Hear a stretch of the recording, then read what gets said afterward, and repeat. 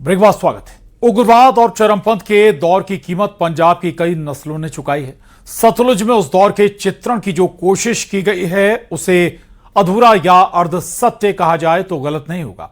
News 18 के managing editor Ramesh Devgan की यह खास रिपोर्ट देखिए। ही एक जैसा लगे, लेकिन सच और सच्चाई में बहुत बड़ा फर्क होता है। सच है, सतलुज फिल्म सिनेमा लवर्स के लिए क्राफ्ट के तौर पर एक शानदार कोशिश है, लेकिन सच्चाई यह है कि फिल्म पूर्ण सत्य के साथ न्याय करने से जरा चूक जाती है। उग्रवाद और चरमपंथ के दौर की कीमत पंजाब की कई नस्लें ऑलरेडी चुका चुकी हैं। सतलुज से उस दौर के चित्रण की जो कोशिश की गई है उसे अधूरा या अर्ध सत्य कहा जाए तो गलत नहीं होगा, और अर्ध सत्य संपूर्ण झूठ से बड़ा गुनाह है।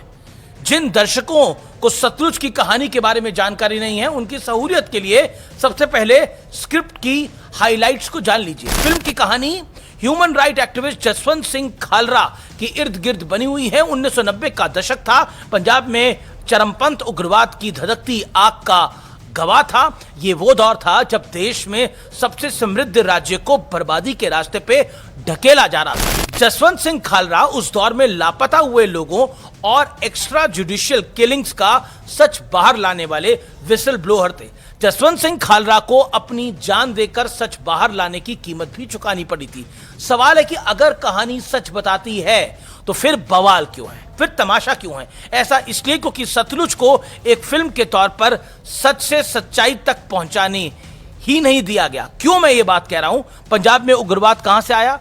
खालिस्तान को पाकिस्तान से मिलने वाली फंडिंग, ट्रेनिंग और शेल्टर वाली सच्चाई फिल्म में क्यों नहीं दिखाई दी? भारत को टुकड़ों में बांटने वाले संगठन की करतूतों को क्या जानबूझकर कम करके आंका गया, दिखाया गया, पूरी तरह फिल्म की स्टोरी लाइन में छिपाकर रखा गया था?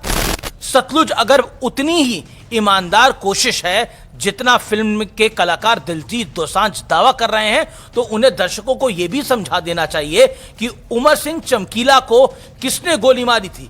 वही चमकीला जिसका रोल भी दिलजीत दोसांझ ने ही निभाया था। उस चमकीला को गोली किसने मारी थी? वही चमकीला सीरीज जिसमें परिणीति चोपड़ा थी।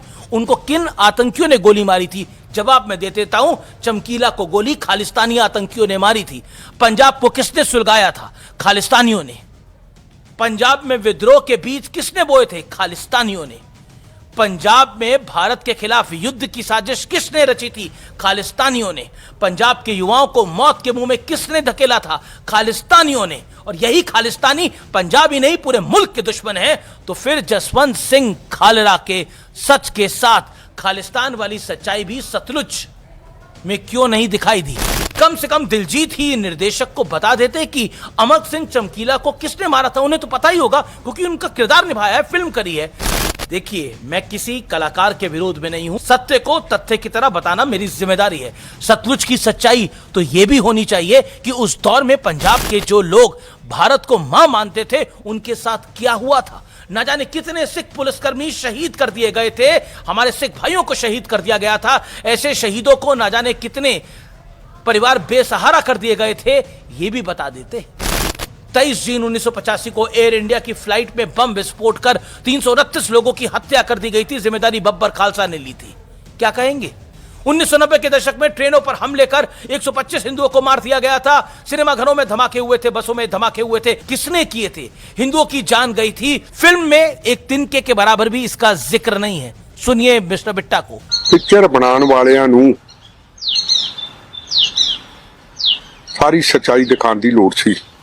अतवाद क्यों आया? 36,000 बेगुनाह का कतलेआम क्यों होया?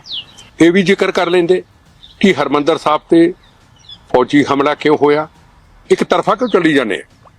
क्या केपीएस गिल उन धमाकों को अंजाम दे रहे थे? केपीएस गिल जो उस दौर में पंजाब के डीजीपी थे, फिल्म में उनके कैरेक्टर को शेडी दिखाने की एक कोशिश हुई है। यानी पंजाब में हुई कत्लो गारत का जिम्मा उनके सिर फोड़ दिया गया है।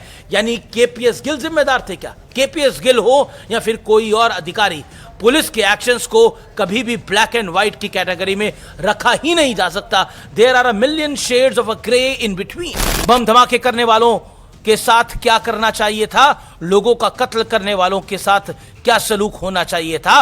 भारत में टुकड़े करने की चाह रखने वालों के साथ क्या होना चाहिए था? यह सच है। उस गदर में बेगुनाहों का खून भी खूब बहा। इसलिए मैंने कहा सच और सच्चाई दोनों को बताया और दिखाना जाना चाहिए, और दोनों जरूरी हैं। सतलुज देखने वालों को खालरा साहब के जीवन की कहानी तो पता चल जाएगी, लेकिन यह कभी नहीं पता लगेगा कि जरनैल सिंह भिंडरावाला कौन था, क्यों था, किस लिए था, उसे किसने बनाया था, और आज भी उसे मानने वाले और चाहने वाले क्यों और कैसे मिल जाते हैं। यह भी किसी को नहीं पता चलेगा कि भिंडरावाला की तस्वीर आज भी एक बड़े सिख म्यूजियम में शहीद के तौर पर क्यों लगी हुई है। फिल्म में सच बताकर सच्चाई को क्यों छिपाया गया। सतलुज के मेकर्स और लगातार सोशल मीडिया पर वीडियो शेयर करने वाले कलाकार दिलजीत दोसांझ को इस पर भी एक वीडियो बनाकर थोड़ी रोशनी डालनी ही चाहिए, जरूरी है।